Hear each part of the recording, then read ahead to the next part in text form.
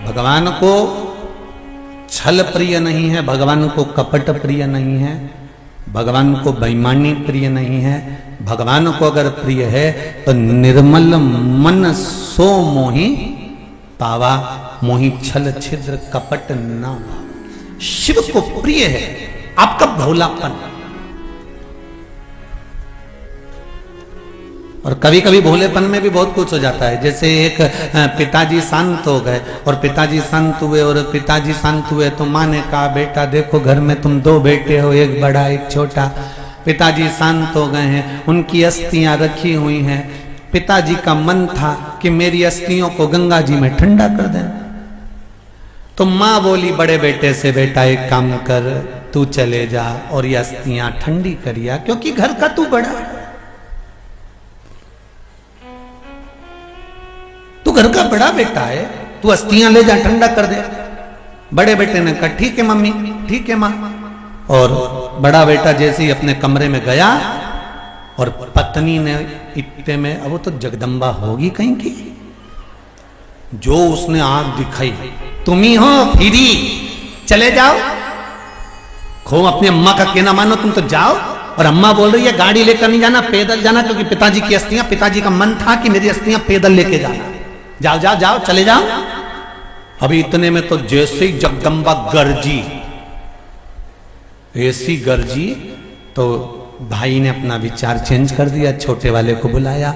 सुन मुझे कल थोड़ा सा काम रहेगा, तू एक काम कर, तू चले जा, पिताजी की अस्थियों को ठंडा कर। यही पास में तो है।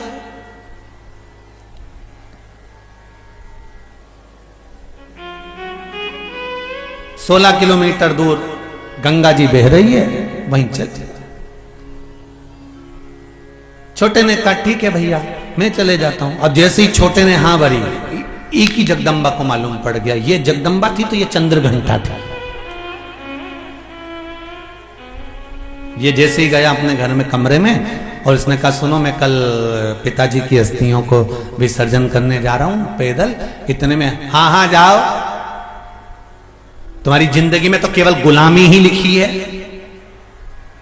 तुम तो केवल नौकर ही बनना, सेठ की जिंदगी तो तुम्हारे भैया जी रहे हैं। अच्छा ये माताएं जब शब्द कहती है ना तो ऐसी लपेट लपेट के कहती है जैसे केकई ने दशरथ से किए थे।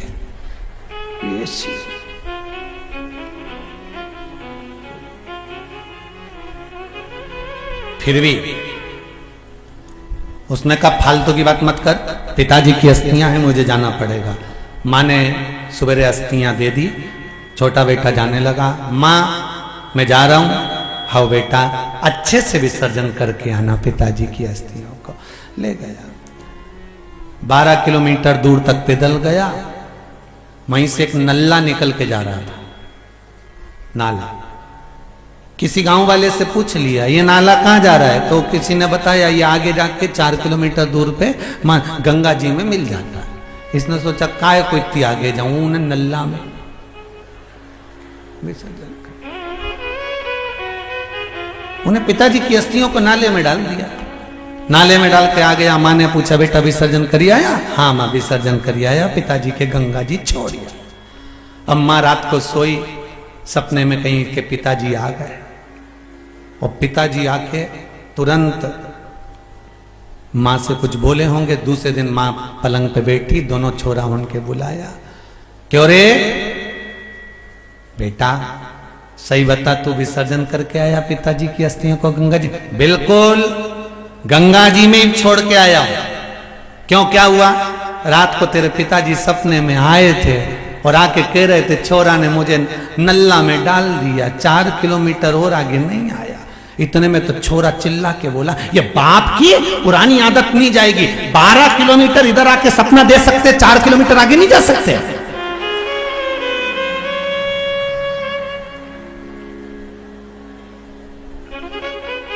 ये पिताजी की बहुत बुरी आदत है। 12 किलोमीटर पहले आके यहां बोल गए मां के सपने में कि मेरे को नल्ला में पड़ गया, 4 किलोमीटर आगे चले जाते उधर। अब बताओ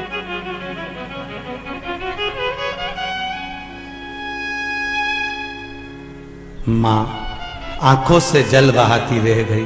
क्या बोले, क्या बोले।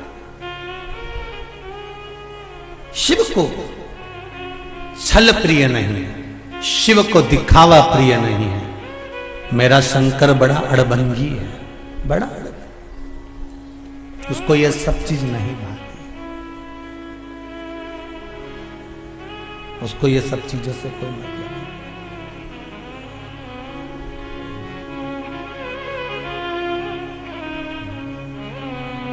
भगवान शिव ओगड़दानी, त्रिकालदर्शी, कैलाशी, अविनाशी शिव से आपका कहा हुआ एक भी शब्द अगर आपने दिल से कहा है तो शिव दिल से उसको स्वीकार करें। दिल से उन्होंने स्वीकार करा है। दिल मेरा रखना जिसको अपना हृदय शिव के भरोसे छोड़ना है वो ही बोला, दिल मेरा रखना तेरे हवाले। क्योंकि दूसरा कोई साधन हमारे पास में है नहीं, दूसरा हमारे पास में है ही क्या जो हम किसी से कह सके।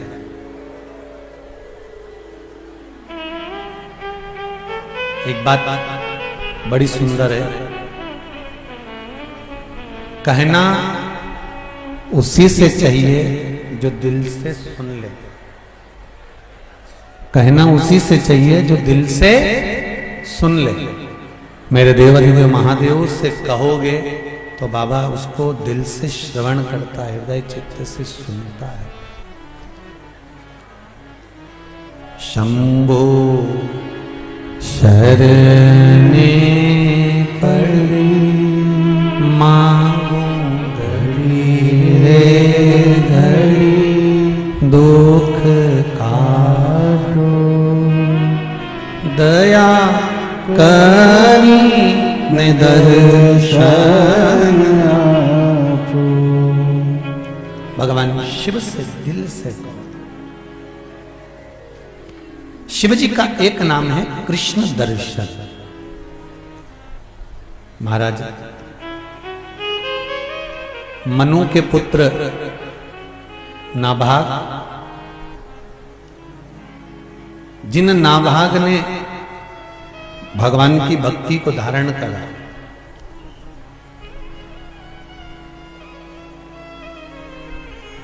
और बड़ी अविरल भक्ति को धारण करा। एक भक्ति होती है थोड़े दिन तक तो मन लगता है भगवान में, उसके बाद में मन विचलित हो जाता है। एक भक्ति लोगों की ऐसी होती है जिसमें मन तो लगता है पर वो मन बाद में विचलित हो जाता है।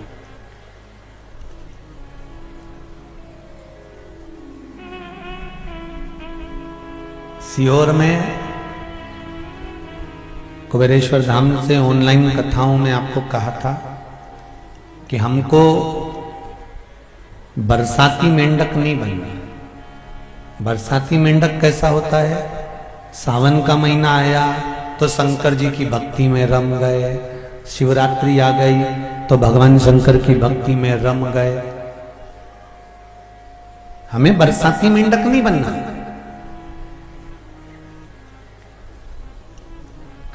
जैसे ही सावन गया इनने तिलक लगाना छोड़ दिया, रुद्राक्ष पहनना छोड़ दिया। शिवरात्रि गई वैसे इनने सब छोड़ा दिया। नहीं, इसको बरसाती मेंढक कहते हैं, जो बरसात में उत्पन्न होते हैं और बरसात में फिर समाप्त हो जाते हैं। भगवान की भक्ति के लिए बरसाती मेंढक बनने की जरूरत नहीं होती। भगवान की भक्ति के लिए तो आप जैसे हो वैसे ही रहो। उसमें भगवान को दिखावा चाहिए ही नहीं।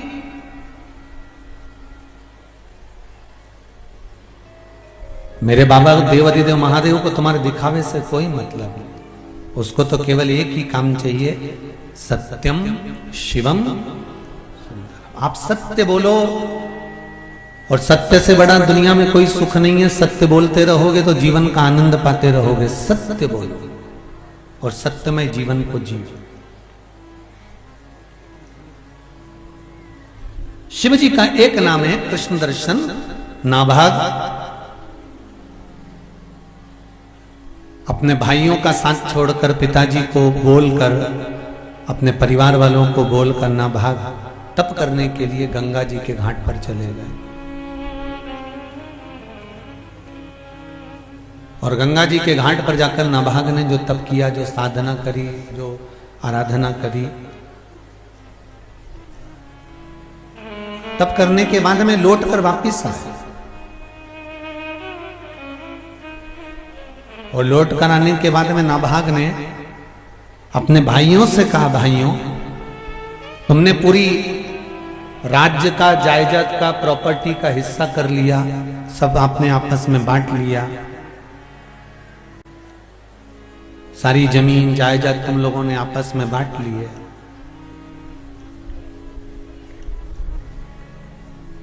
इस जमीन के हिस्से में, इस प्रॉपर्टी के हिस्से में मेरा हिस्सा कौन सा है? इसमें मेरा हिस्सा कौन सा है?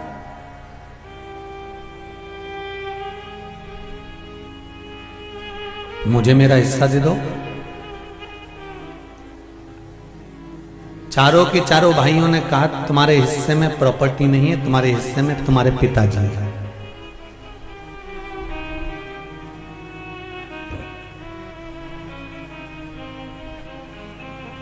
हिस्से में जमीन और जायदाद नहीं मिली है, नाभाग को हिस्से में केवल पिताजी मिले।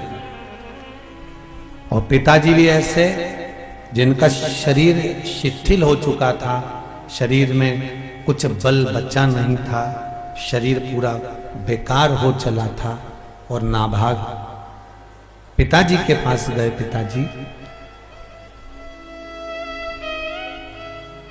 मैं तप करने गया था, भजन करने गया था, साधना करने के लिए गया था, स्मरण करने के लिए गया था। वहां से जब लौट कर आया और आने के बाद में मैंने अपने भाइयों से जमीन का हिस्सा मांगा, प्रॉपर्टी का हिस्सा मांगा, तो उन्होंने कह दिया हिस्से में केवल तुम्हारे पिताजी हैं।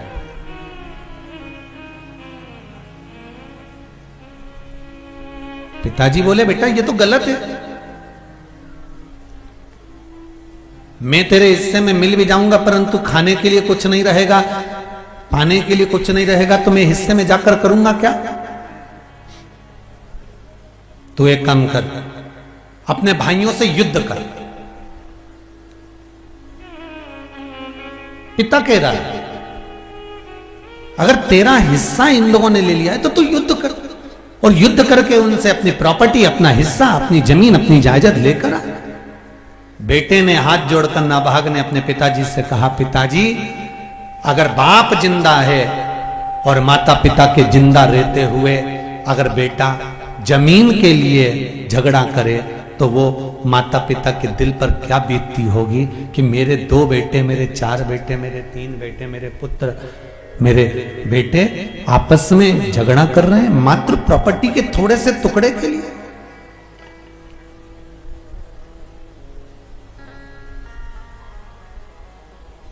एक जमीन के टुकड़े के लिए झगड़ा।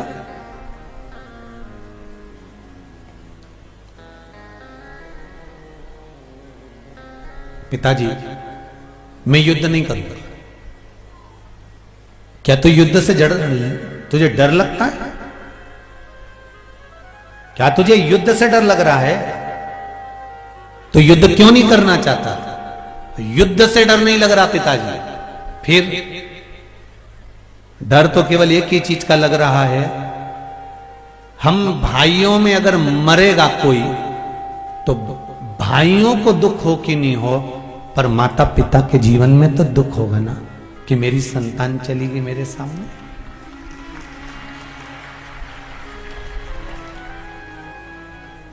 एक बात अपने जीवन में बहुत सुंदर उतार के रखो,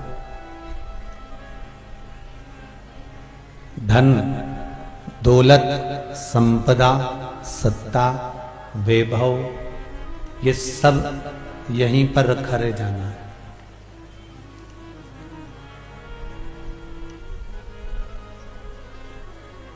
कितने भी बड़े ऑफिसर बन जाओ, कितने भी बड़े मिनिस्टर बन जाओ, कितने भी ऊंचे सिंहासन पर बैठ जाओ, कितनी भी ऊंची तुम्हारी हस्तियां बना लीजिए, कितना भी बड़ा वैभव बना लीजिए, एक चक्कर जब ऊंची ऊंची हस्तियां बन जाएं तुम्हारी, तुम्हारा बड़ा बड़ा वैभव बन जाए, बड़ी बड़ी कुर्सियां सिंहासन आपको मिल जाए, बड़े बड़े पद आपको मिल जाए, महीने में एक बार जाकर शमशान का चक्कर लगा कर आया करो कि अच्छे अच्छे सूरमा यहीं पर राख हो गए, बड़े बड़े सूरमा यहां राख हो गए।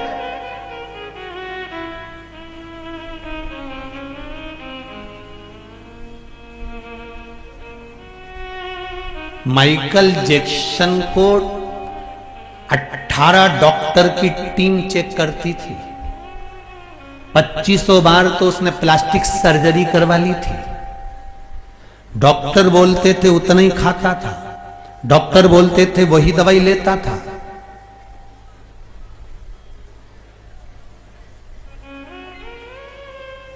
अब सोचो, इतनी दवाई लेना, इतना डॉक्टर को दिखाते रहना, उसके बाद भी दुनिया के लोग तो 90, 85, 80 में जाते हैं, 70 में जाते हैं, तो भी उसको जवान की जवान उम्र में जाना पड़ गया। कितने डॉक्टर लगा कर रखे थे, कितने डॉक्टर, अच्छे से अच्छे सूरमा को भी एक दिन शमशान में राख होना पड़ता।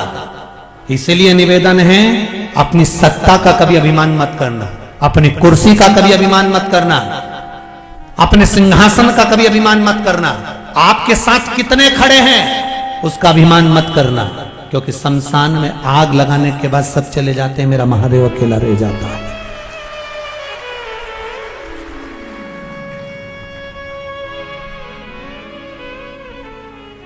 तुम्हारे साथ में कितने, अरे कौरवों के साथ में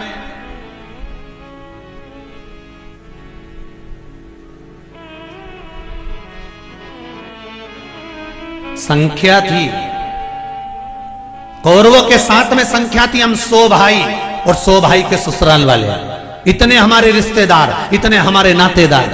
कौरवों के साथ में संख्या थी और पांडवों के साथ में शंख वाला था। विजय किसकी हुई है, संख्या वालों की कि शंख वालों? कितने तुम्हारे साथ में, हमारा वैभव इतना, हमारे पास में इतनी दौलत, हमारे पास में इतनी सत्ता, मेरी तो वहां चलती है, मेरी तो वहां चलती है, मेरे रिश्तेदार वहां हैं, मेरे नातेदार वहां हैं, मैं तो उनके पास में एक फोन लगाऊं मैं काम हो जाए, मेरे पास में 2 फोन लगाऊं और काम हो जाए। शिव महापुराण की कथा कहती है, आप दुनिया वालों को फोन लगाओगे तो काम होगा और तुम्हें उनकी गुलामी करना पड़ेगी। पर मेरा निवेदन देपालपुर वालों से कि आप शंकर को फोन लगाओ, किसी की गुलामी नहीं करना पड़ेगी, वो काम साथ। एक फोन लगाओगे किसी मिनिस्टर को, किसी मंत्री को, किसी संतरी को, किसी कलंतरी को, उसके 50 बार तुम्हें सुनना पड़ेगा, 50 बार जी हजूरी करना पड़ेगी और उसकी बात तुम्हें मानना पड़ेगी। अगर एक लोटा जल मेरे देवाधिदेव महादेव को चढ़ाना, ये किसी मिस कॉल से कम नहीं है। एक कॉल गया, काम सामने आ।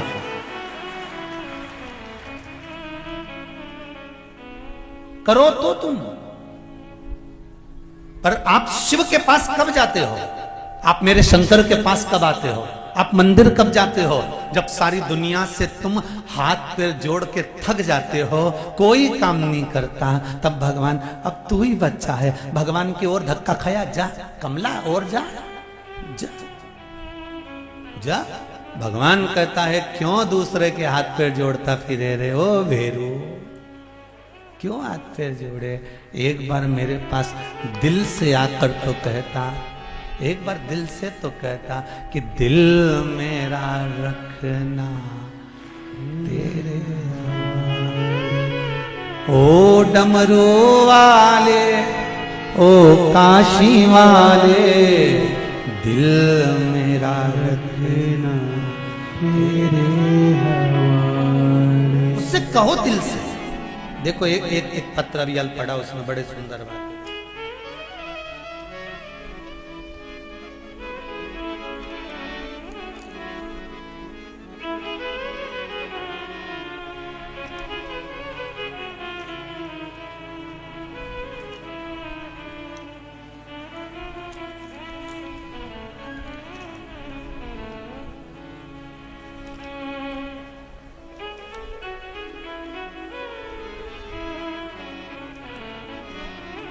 मनोज उज्जैन से हैं कोई, इनका सरनेम तो इनने लिखा है, ठक्कर लिखा है या ऐसा कुछ लिखा, मनोज जी ठक्कर हैं या कहीं बैठे हैं, उज्जैन से।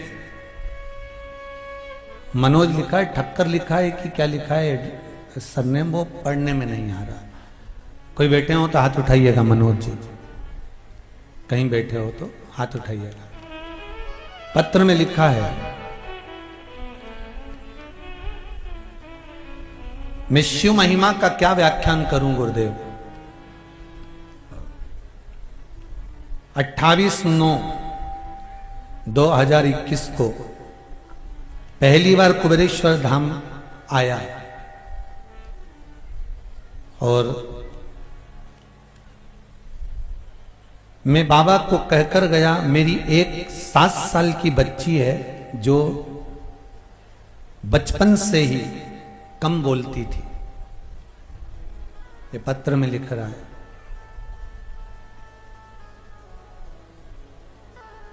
कम बोलती थी, अब बाबा की कृपा से जो शिव महापुराण के उपाय बताए हैं, बच्ची कुछ कुछ बोलना चालू कर दी है गुरुदेव। उसके लिए धन्यवाद देने आया हूं मेरे कुबेरेश्वर बाबा। ये पत्र में लिखा, जो बचपन से ही कमजोर थी, नहीं बोलती थी, अब मेरी बेटी ने धीरे धीरे वाणी ले लिया। मतलब आपने पूरे डॉक्टरों को दिखा लिया, सब दूर इलाज करवा लिया, सबसे कह दिया, तब किसी ने नहीं सुनी, तब आपने दिल से बाबा से कहा। एक पत्र और है बड़ा सुंदर, कांता जी राजपूत अहमदाबाद से आई हैं, अहमदाबाद से यहां पर पहुंची हैं। कहीं बैठी हो तो हाथ उठा सकती हैं। आप ही हैं? श्री शिवाय नमस्तुभ्यम, हर हर महादेव। आपने लिखा है, गुरुदेव कांता राजपूत अहमदाबाद से आई हूं, बेटा बहुत दिनों से बाहर जाना चाहता था पर जा नहीं पा रहा था। गुरुजी, फिर आपके द्वारा बताया गया दिसंबर के महीने में अष्टमी का उपाय, जो सोमवार की अष्टमी के दिन करना था। मेरे बेटे ने सोमवार की अष्टमी का उपाय करा, मूंग के दाने नंदीश्वर के सामने चढ़ाकर शिव जी को समर्पित करे। उसके बाद में जनवरी के महीने में मेरा बेटा दुबई चले गया है। बाबा को धन्यवाद देने हैं। ये पत्र बैठ जाओ बहन। हर हर महादेव। शिव कृपा होती है। शंकर को दिखावा नहीं चाहिए। आप तो एक मूंग का दाना भी शिव को चढ़ा रहे हो, आप एक लोटा पानी भी शंकर को चढ़ा रहे हो, आप एक चावल का दाना भी चढ़ा रहे हो, आप एक लोटे में चंदन घोल कर भी शिव जी को चढ़ा रहे हो। शिव उसको स्वीकार करेगा, पर दिल से चढ़ाना। दिल मेरा रखना तेरे हवाले, किसी की गुलामी नहीं। आपसे ज्यादा कुछ नहीं बने तो शंकर जी के मंदिर में जाओ और झाड़ू लगाओ, पोछा लगाओ। कितने लोग हैं जिन्होंने शिव महापुराण की कथा सुनने के बाद शंकर जी के मंदिर में जाकर सफाई करना चालू करा? जरा हाथ उठाओ। सभी लोग करते हो? बहुत बढ़िया, नमन करता हूं आपके चरणों को। हर हर महा। कुछ नहीं बने तो शंकर जी के मंदिर में चले जाओ। घड़ी बनाई है शिव जी ने, पल बनाया है शिव जी ने, नक्षत्र बनाए हैं शिव जी ने। शिव महापुराण में लिखा है।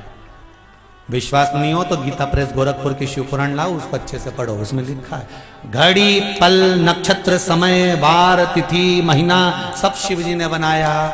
जब घड़ी उसने बनाई है तो इसको सही करना है तो कपड़े की दुकान पे मत ले जाओ, इसको सही करना है तो किराने की दुकान पे मत ले जाओ, घड़ी की दुकान पर लेकर जाओ तो घड़ी ठीक हो जाएगी। उसी तरह घड़ी वाला भी कहता है कि 7 दिन पटकना पड़ेगा, मेरे पास में रखी रहने दो 7 दिन तक। 7 दिन तक ये घड़ी मेरे पास में रहेगी, मैं चेक करूंगा, अच्छा करूंगा, उसको सही करके दे दूंगा। तो भगवान शंकर की कथा भी कह रही है, जिसकी घड़ी सही नहीं हो पाए, जिसका समय सही नहीं चल रहा हो, तो 7 दिन शंकर की सेवा में लग जाओ, घड़ी सुधर जाएगी।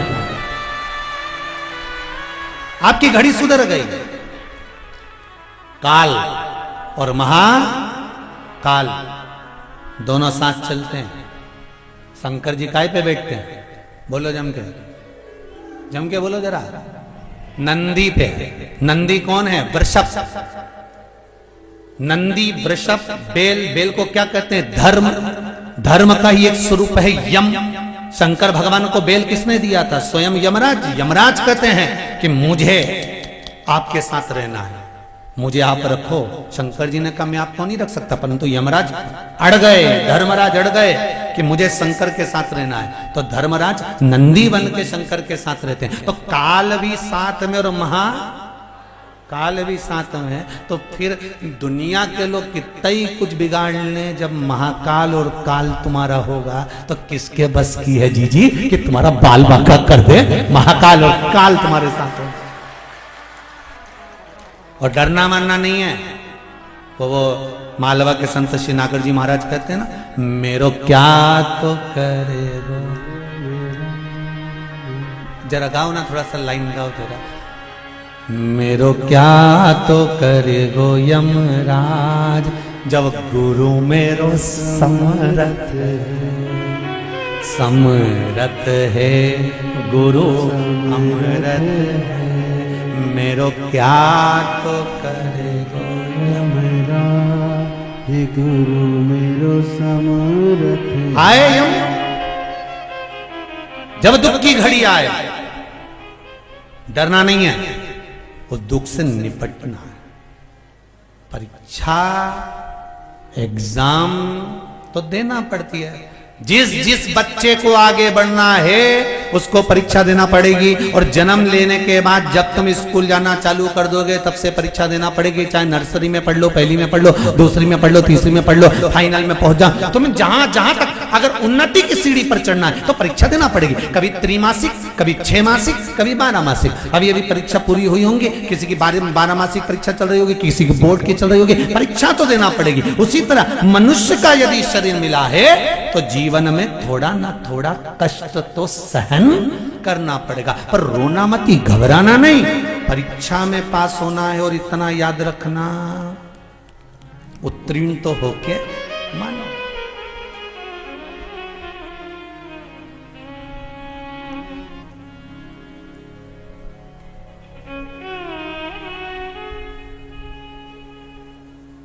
अरे आज सवेरे बेटमा में हम लोग ठहरे हुए हैं। तो बेटमा में भी पहले लगभग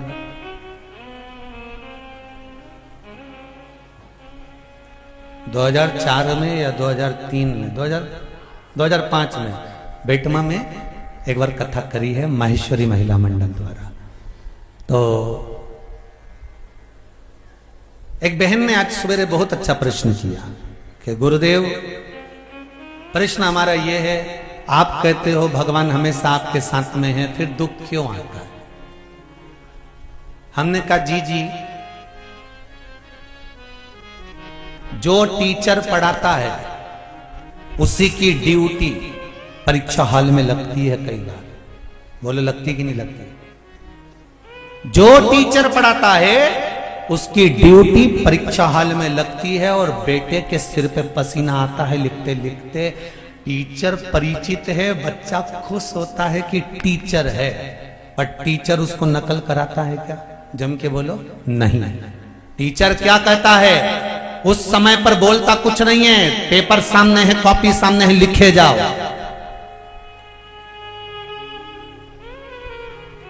परीक्षा तो देना पड़ेगा, परीक्षा देना तुम्हारा काम है।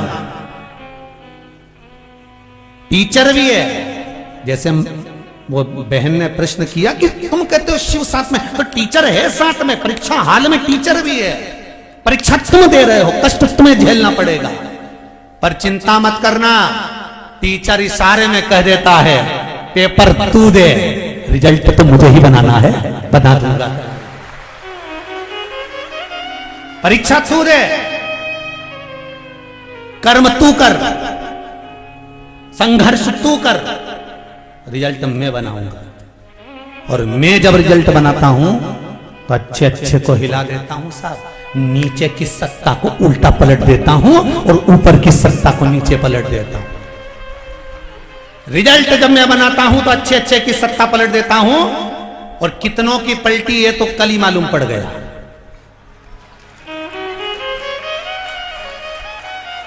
कब नीचे ऊपर कर दो इसका मुझे कोई भान नहीं होता। बस रिजल्ट मैं बनाता हूं, तू अपना कर्म किएगा। कर्म में पीछे मत हटना, कर्म करते रहना, और जितना जितना तू कर्म करेगा उतना उतना फल तेरी जिंदगी में मिलता रहेगा। फिर निवेदन है, मत बुरे कर्म कर बंदे वरना पछताएगा।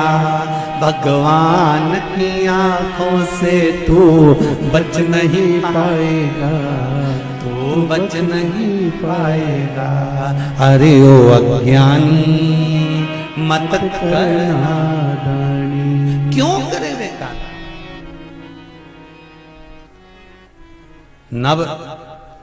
नभाग पिताजी मेरे हिस्से में तुम मिले हो, युद्ध कर। नहीं नहीं, युद्ध नहीं करूंगा। अगर युद्ध करता हूं तो उसमें माता पिता का हृदय दुखेगा। अगर युद्ध करता हूं तो उसमें माता पिता का हृदय दुखेगा। मेरे को युद्ध नहीं लड़ना। फिर क्या करें?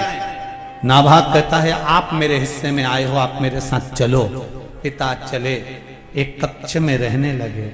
भूखे रह रहे थे, 7 दिन तक अन्न खाने को नहीं मिला। तब बेटे ने पिता से कहा, पिताजी क्या करूं आप बताओ। पिताजी कहते हैं काम कर, पास में ऋषि यज्ञ करा रहे हैं, पास में ऋषि यज्ञ करा रहे हैं। एक काम कर, तू उस यज्ञ में पहुंच।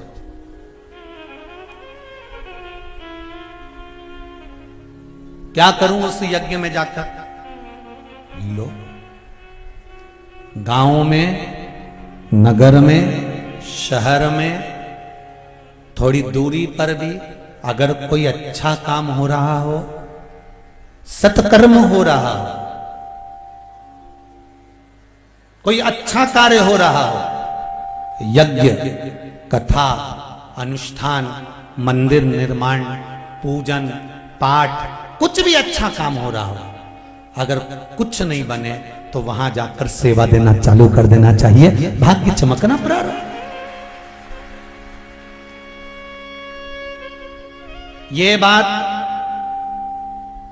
पंडित प्रदीप मिश्रा नहीं कह रहा है, ये बात शिव महापुराण का कृष्ण दर्शन स्वरूप कह रहा है। शंकर जी का एक नाम है कृष्ण दर्शन। शिव महापुराण का ये सुंदर वर्णन कर रहा है। नहीं तो आप कहो कि गुरुजी का इसमें लालच होगा। गुरुजी कह रहे होंगे कि सेवा करने जाओ, कहीं कथा हो, सत्संग हो, यज्ञ हो, तो वहां जाकर सेवा करो। ये कृष्ण दर्शन शिव महापुराण की कथा में वर्णन किया गया। भगवान शंकर का एक नाम है कृष्ण दर्शन।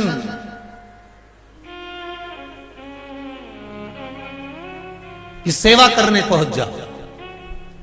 तो नाभाग ने कहा, कहां वहां जाकर करूंगा क्या? बस सेवा करो। सेवा करने से होगा क्या? जब ऋषि यज्ञ कर कर जाएंगे, जो थोड़ा बहुत बच जाएगा तेरी झोली में डाल जाएंगे।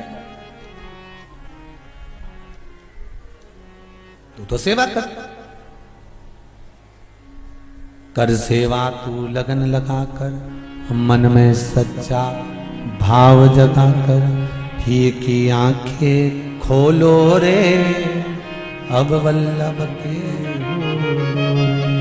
करो से।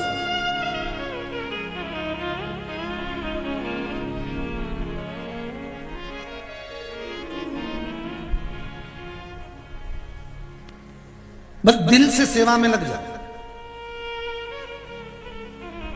शिव मंदिर में जब भी जाओ, ना निंदा सुनना है और ना निंदा करना है। क्या होता है उससे? हमने जो व्रत किया है, हमने जो पूजन करी है, एक थोड़ी सी निंदा शंकर जी की या शिव भक्त की सुन लेते हैं तो 8 महीने जो हमने पुण्य करा होता है वो सब समाप्त हो जाता है। शिव मंदिर में ना तो निंदा करना है और ना निंदा सुनना है। जाओ, ऐसे टाइम पर जाओ कि हमें किसी की निंदा सुनने को नहीं मिले।